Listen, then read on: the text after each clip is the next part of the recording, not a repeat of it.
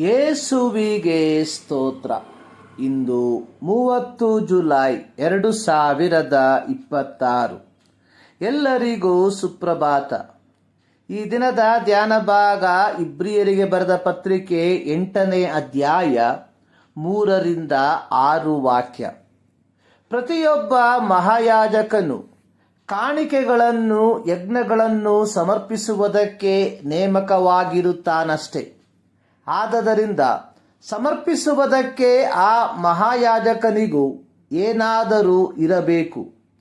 ಈತನು ಇನ್ನೂ ಭೂಮಿಯ ಮೇಲೆ ಇದ್ದದ್ದೇ ಆದರೆ ಯಾಜಕನಾಗುತ್ತಿರಲಿಲ್ಲ. ಯಾಕೆಂದರೆ ಧರ್ಮ ನಿಯಮದ ಪ್ರಕಾರ ಕಾಣಿಕೆಗಳನ್ನು ಸಮರ್ಪಿಸುವವರು ಇದ್ದೇ ಇರುತ್ತಾರೆ.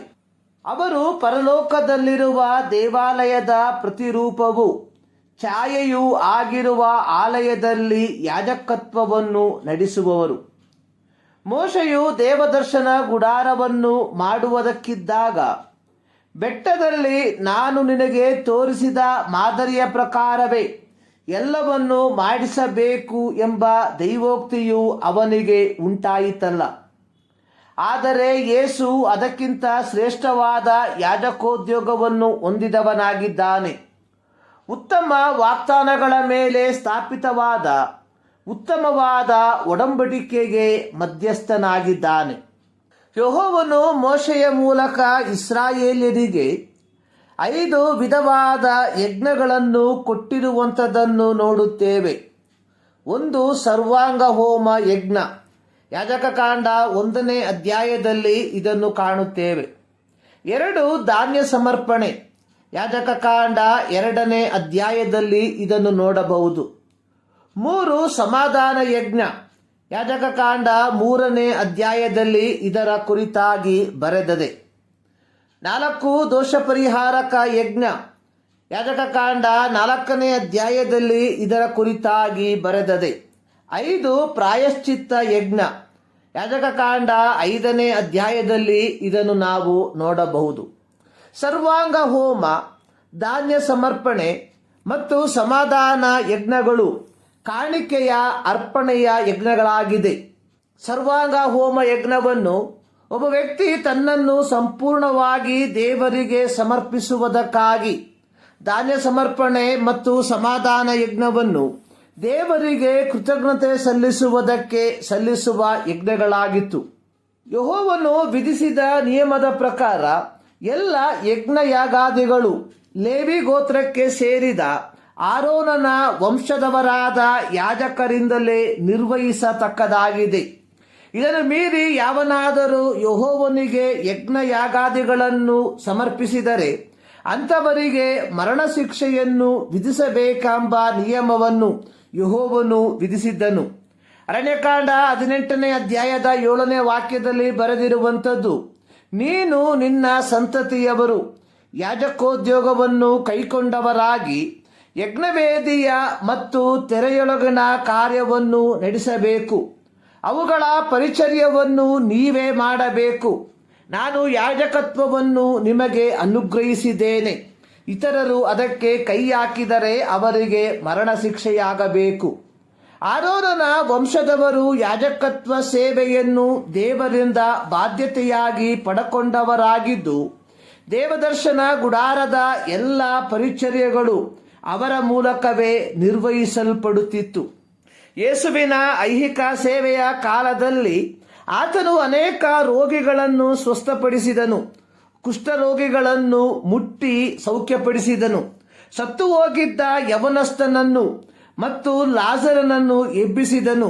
ಯಹೂದ್ಯರ ಸಭಾಮಂದಿರಗಳಲ್ಲಿ ಹಾಗೂ ವಿಶಾಲವಾದ ಸಮುದ್ರ ತೀರದಲ್ಲಿ ಜನರಿಗೆ ಬೋಧನೆ ಮಾಡಿದನು. ನಾನು ದೇವಕುಮಾರನೆಂದು ಹೇಳಿಕೊಂಡನು. ಆದರೆ ಆತನು ಎಂದಿಗೂ ಯಹೂದ್ಯರ ಸಭಾಮಂದಿರದಲ್ಲಿ ಸೇವೆ ಮಾಡಬೇಕೆಂಬ ಹಕ್ಕನ್ನು ಕೇಳಿಕೊಳ್ಳಲಿಲ್ಲ. ಯಾಜಕನಾದವನು ಮಾತ್ರ ಪ್ರವೇಶಿಸುವ ಅತಿ ಪರಿಶುದ್ಧ ಸ್ಥಳಕ್ಕೆ ಹತ್ತಿ ಹೋಗುವುದಕ್ಕೆ ಆತನು ಒಮ್ಮೆಯೂ ಧೈರ್ಯವನ್ನು ತೋರಿಸಲಿಲ್ಲ. ಯೇಸು ಕ್ರಿಸ್ತನು ಐಹಿಕವಾಗಿ ಯಹೂದ ಕುಲದಲ್ಲಿ ಜನಿಸಿ ಬಂದವನಾಗಿರಲಾಗಿ ಯೆರೂಸಲೇಮಿನ ದೇವಾಲಯದ ಯಾಜಕ ಸೇವೆಯನ್ನು ನಿರ್ವಹಿಸಲು ಮೋಶೆಯ ಧರ್ಮಶಾಸ್ತ್ರಾನುಸಾರವಾಗಿ ಆತನಿಗೆ ಅರ್ಹತೆ ಇರಲಿಲ್ಲ. ಯೇಸುವಿನ ಐಹಿಕ ಸೇವೆಯ ಕಾಲದಲ್ಲಿ ಯೆರೂಸಲೇಮಿನ ದೇವಾಲಯದಲ್ಲಿ ಸೇವೆ ಸಲ್ಲಿಸುವುದಕ್ಕಾಗಿ ರೋಮನರಿಂದ ನೇಮಿತನಾಗಿದ್ದ ಕಾಯಫನೆಂಬ ಮಹಾಯಾಜಕನು ಇದ್ದಿದ್ದನು. ಇಸ್ರಾಯೇಲಿಯರು ಸೀನಾಯಿ ಪರ್ವತದ ತೀರ ಪ್ರದೇಶದಲ್ಲಿದ್ದಾಗ ಯೆಹೋವನು ತೋರಿಸಿದ ಮಾದರಿಯಲ್ಲಿ ಮೋಶೆಯ ನಾಯಕತ್ವದಲ್ಲಿ ನಿರ್ಮಿಸಿದ ದೇವದರ್ಶನ ಗುಡಾರವು ಪರಲೋಕದ ದೇವಾಲಯದ ಪ್ರತಿರೂಪವೂ ಛಾಯೆಯೂ ಆಗಿದ್ದು ಅದು ನಿಜ ಸ್ವರೂಪವಲ್ಲದಾಗಿದೆ. ಆದರೆ ಯೇಸು ಕ್ರಿಸ್ತನ ಐಹಿಕ ಆಗಮನದೊಂದಿಗೆ ಅಥವಾ ಆತನ ಐಹಿಕ ಸೇವೆಯೊಂದಿಗೆ ಲೇವಿಯರ ಯಾಜಕೋದ್ಯೋಗ ಸೇವೆಗಿಂತಲೂ ಆತನ ಸೇವೆಯು ಶ್ರೇಷ್ಠವಾಗಿದೆ. ಕಾರಣ ಆತನು ಉತ್ತಮವಾದ ಒಡಂಬಡಿಕೆಯ ಮಧ್ಯಸ್ಥನಾಗಿದ್ದಾನೆ ಮತ್ತು ನಮಗೆ ಉತ್ತಮವಾದ ವಾಗ್ದಾನಗಳನ್ನು ನೀಡಿರುವವನಾಗಿದ್ದಾನೆ. ಹಳೆಯ ಒಡಂಬಡಿಕೆಯಲ್ಲಿ ಯೆಹೋವನು ಇಸ್ರಾಯೇಲರಿಗೆ ಕೊಟ್ಟ ವಾಗ್ದಾನ ಅನ್ನುವಂಥದ್ದು ಅದು ಅಕ್ಷರಿಕವಾದಂತಹ ವಾಗ್ದಾನ. ಧರ್ಮೋಪದೇಶ ಕಾಂಡ 28ನೇ ಅಧ್ಯಾಯದ 1ರಿಂದ 14 ವಾಕ್ಯಗಳಲ್ಲಿ ಇದನ್ನು ನಾವು ಕಾಣಬಹುದು. ಈ ಅಕ್ಷರಿಕವಾದ ವಾಗ್ದಾನವನ್ನು ಹೊಂದಬೇಕಾದರೆ ಅವರು ಆತನ ಆಜ್ಞೆಗಳನ್ನು ಅನುಸರಿಸಿ ನಡೆಯುವವರಾಗಿರಬೇಕಾಗಿತ್ತು. ಆದರೆ ಹೊಸ ಒಡಂಬಡಿಕೆಯ ದೇವಜನರಿಗೆ ಲಭಿಸಿರುವ ವಾಗ್ದಾನ ಅನ್ನುವಂಥದ್ದು ಅದು ಅಕ್ಷರಿಕವಾದ ವಾಗ್ದಾನವಲ್ಲ, ಬದಲಿಗೆ ಅದು ಆಧ್ಯಾತ್ಮಿಕವಾದ ವಾಗ್ದಾನವಾಗಿದೆ. ಯೋಹಾನನು ಬರೆದ ಸುವಾರ್ತೆ 14ನೇ ಅಧ್ಯಾಯದ 3-4 ವಾಕ್ಯದಲ್ಲಿ ಈ ವಾಗ್ದಾನದ ಕುರಿತಾಗಿ ಬರೆದಿರುವಂಥದ್ದು, ನಾನು ಹೋಗಿ ಸ್ಥಳವನ್ನು ಸಿದ್ಧ ಮಾಡಿದ ಮೇಲೆ ತಿರುಗಿ ಬಂದು ನಿಮ್ಮನ್ನು ಕರಕೊಂಡು ಹೋಗಿ ನನ್ನ ಬಳಿಗೆ ಸೇರಿಸಿಕೊಳ್ಳುವೆನು, ಯಾಕೆಂದರೆ ನಾನಿರುವ ಸ್ಥಳದಲ್ಲಿ ನೀವು ಸಹ ಇರಬೇಕು. ಪ್ರೀತಿಯ ದೇವಜನರೇ, ಶ್ರೇಷ್ಠ ಮಹಾಯಾಜಕನಾದ ಯೇಸು ಕ್ರಿಸ್ತನ ಮೂಲಕ ಶ್ರೇಷ್ಠ ವಾಗ್ದಾನವನ್ನು ಹೊಂದಿಕೊಂಡಿರುವ ನಾವುಗಳು ಆ ವಾಗ್ದಾನಕ್ಕೆ ಯೋಗ್ಯವಾಗಿ ನಡ್ಕೊಳ್ಳುವವರಾಗಿದ್ದೇವ.